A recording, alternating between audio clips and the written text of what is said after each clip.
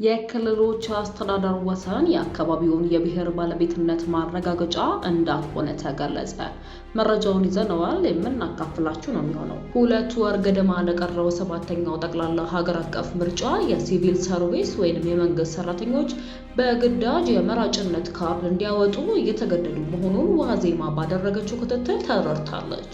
መረጃውን ይዘነዋል። ዝርዝር መረጃውን የምናካፍላችሁ ነው የሚሆነው። ፕሬዚዳንት ትራምፕ በኢራን የኢነርጂ ተቋማት ላይ የሚሰነዘሩ የአሜሪካ ጥቃቶች ለ5 ቀናት እንዲቆሙ አዘዙ። የቮይስ ኦፍ ኢትዮጵያ ቤተሰቦች ሰብስክራይብ ማድረጋችሁን እያስታወስናችሁ ወደ ዝርዝር ወደ ያዝንላችሁ ጉዳዮች እናልፋለን።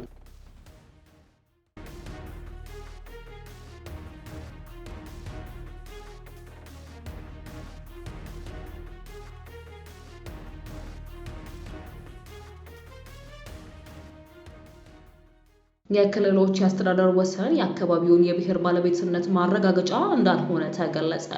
በኢትዮጵያ ፌዴራላዊ ስርዓት በሚገኙ ክልሎች መካከል የሚገኙ የአስተዳደር ወሰን አካላሎች የአካባቢውን ማህበረሰብ ለማስተዳደር እንዲያመች የተቀመጡ እንጂ የአካባቢዎቹን የብሔር ባለቤትነትን የሚያረጋግጡ እንዳልሆኑ የህገ መንግስትና ፌዴራሊዝም አስተምሮ ማዕከል አስታውቋል።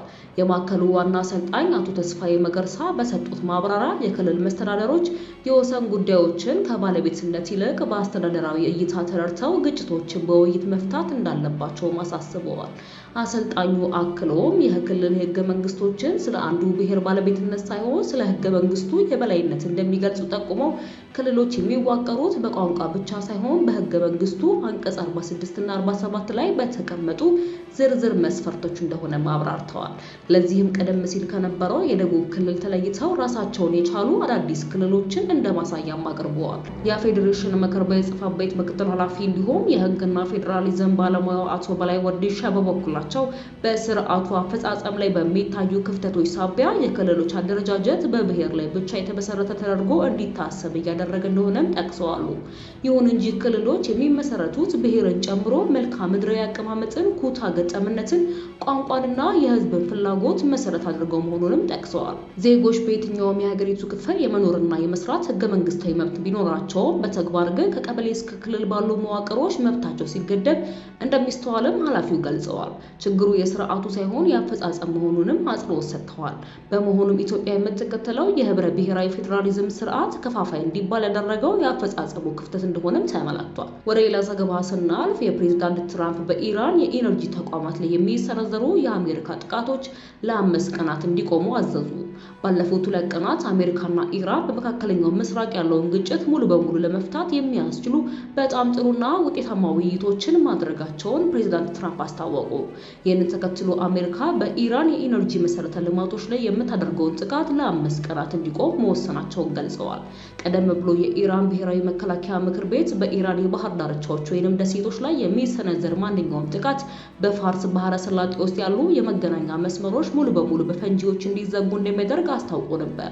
ይህ ማስጠንቀቂያ የተሰማው ፕሬዚዳንት ትራምፕ ኢራን የሆርሙዝ ሰርጥ የባህር መስመርን እንድትከፍት በሰጡት ጊዜ ገደብ ዛሬ መጋቢት 14 ቀንም በማለቁ ነው። ፕሬዚዳንት ትራምፕ በኢራን ላይ የኃይል ማመንጫና የኢነርጂ መሰረተ ልማቶች ላይ ሊሰነዘር የነበረውን ማንኛውንም ጥቃት እንዲያራዝም ማዘዛቸውን ተከትሎም የዓለም የነዳጅ ዋጋ ከ13 በመቶ በላይ በቅናሽ አሳይቷል። እንደ ቢቢሲ እና ሮይተርስ ዘገባ ከሆነ የድፍድፍ ነዳጅ ዋጋ በ15 በመቶ ወይም በ$17 ቀንሶ 1 በርሜል $96 ደርሷል።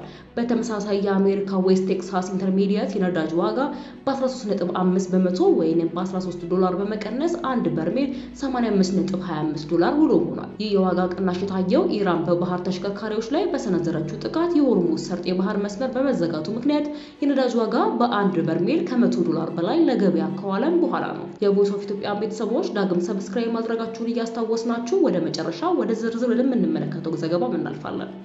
የመንግስት ሰራተኞች በግዳጅ የምርጫ ካርድ እንዲወስዱ እየተደረገ ነው። 2 ወር ገደማ ለቀረው 7ኛው ጠቅላላ ሀገር አቀፍ ምርጫ የሲቪል ሰርቪስ ወይም የመንግስት ሰራተኞች በግዳጅ የመራጭነት ካርድ እንዲያወጡ እየተገደዱ መሆኑን ዋዜማ ባደረገችው ክትትል ተረድታለች። በፌዴራል በክልሎችና በከተማ አስተዳደሮች የሲቪል ሰርቪስ ሰራተኞች ሙሉ በሙሉ የምርጫ ካርድ እንዲያወጡ በገዢው ብልጽግና ፓርቲ በኩል እቅድ ወጥቶ እየተፈጸመው መሆኑን ካሰባሰብነው መረጃም ተመልክተናል።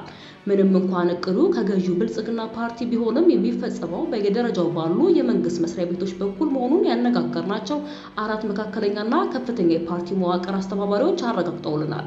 የመራጮች ምዝገባ ከመጀመሩ አስቀድሞ በየደረጃው ለመንግስት መስሪያ ቤቶች በወረዳው አቅጣጫ መሰረት እቅዱ ተግባራዊ የተደረገ እንደሚገኝም ምንጮች ጠቁመዋል። የሲቪል ሰርቪስ ሰራተኞች በአስገዳጅ ሁኔታ በቀነ ገደብ የምርጫ ካርድ እንዲያወጡ አቅጣጫ መቀመጡንም ዋዜማ የተመለከተች የውስጥ ማስታወሻ ይመለከታል። ዋዜማ ከተመለከተቻቸው የውስጥ ማስታወሻዎች መካከል አንዱ ለመንግስት መስሪያ ቤቶች ሰራተኞች የተላለፈው መልእክት አስገዳጅነቱን ለማመላከት ጥብቅ ማስታወቂያ በሚል የተገለጸ ነው። በየመስሪያ ቤቱ በተለጠፉ ጥብቅ ማሳሰቢያ ዘል ማስታወቂያዎች ሁሉም ሰራተኞች የምርጫ ካርድ አወጥተው ለሚሰሩበት ተቋም ተጠሪዎች የማሳወቅ ግዴታም ተጥሎባቸዋል። ሰራተኞች በተቀመጠው ቀነ ገደብ መሰረት የምርጫ ካርድ ካወጡ በኋላ የመራጭ መለያ ቁጥራቸውን በየመስሪያ ቤቱ ማስመዝገብ ይጠበቅባቸዋል። በአለቆቻቸው አስገዳጅ ጫና የምርጫ ካርድ መውጣታቸውን ዋዜማ ያነጋገረቻቸው የፌዴራል መንግስትና የአዲስ አበባ ከተማ አስተዳደር ሲቪል ሰርቪስ ሰራተኞች ገልጸዋል። ሰራተኞች የመራጮች ምዝገባ ከተጀመረበት ከየካቲት 28 ቀን ጀምሮ በ2 ቀን ውስጥ በአመዛኙ ተመዝግበዋልም ተብሏል። በተቀመጠው ጊዜ ገደብ ውስጥ የምርጫ ካርድ አውጥተው መለያ ቁጥራቸውን ያላስመዘገቡ ሰራተኞች ለብቻቸው ስብሰባ ተጠርተው ጫና እንደሚደረግባቸውም ተናግረዋል። የምርጫ ካርድ አውጥተው መለያ ቁጥራቸውን ያላስመዘገቡ ሰራተኞች አስቸኳይ ስብሰባ የተጠሩበትን ማስታወሻም ዋዜማ ተመልክታለች። ሲቪል ሰርቪስ ሰራተኞች የመረጫነት መለያ ማውጣታቸውን ለመስሪያ ቤቶቻቸው ተጠሪዎች የመለያ ቁጥራቸውን ማስመዝገብ ይጠበቅባቸዋል። ሁኔታውን ለዋዜማ ካስረዱት የዚህ ተግባር አስፈጻሚዎች መካከል አንዱ በሚሰሩበት ትምህርት ቤት በአስገዳጅ ሁኔታ ሁሉም መምህራንና የአስተዳደር ሰራተኞች ምርጫ ካርድ እንዲያወጡ በማድረግ ሪፖርት ማቅረባቸውንም አረጋግጠውልናል። ሰራተኛውን የመራጭነት መለያ የማስወጣት አቅጣጫ የወረደው የመራጮች ምዝገባ ከመጀመሩ አስቀድሞ መሆኑን አንድ የስብሰባ ድምጽ ቅጂ ያመለክታል። በመንግስት መስሪያ ቤቶች ስለ ህዝባዊ መንግስት ስለ ማጽናትና ስለ ሀገረ መንግስት ግንባታ በሚያትት ስብሰባ ሰራተኛው ምርጫ ካርድ ማውጣት የዜግነት ግዴታ እንዳለበት የሚያትት ማብራሪያም ቀርቧል። የኢትዮጵያ ምርጫ የፖለቲካ ፓርቲዎች ምዝገባና የምርጫ ስነ ምግባርን አዋጅን ለማሻሻል በወጣ አዋጅ ቁጥር 1394/2017 መሰረት ዜጎች ምርጫ ካርድ እንዲያወጡ የመቀስቀስ ኃላፊነት የተሰጠው ለምርጫ ቦርድ ብቻም ነው። ቦርዱ ቢሆንም በአዋጁ በተሰጠው ስልጣን መሰረት የግንዛቤ ትምህርት ከመስጠት የዘለለ ዜጎች በአስገዳጅ ሁኔታ የምርጫ ካርድ እንዲያወጡ ማስገደድ ግን አይችልም።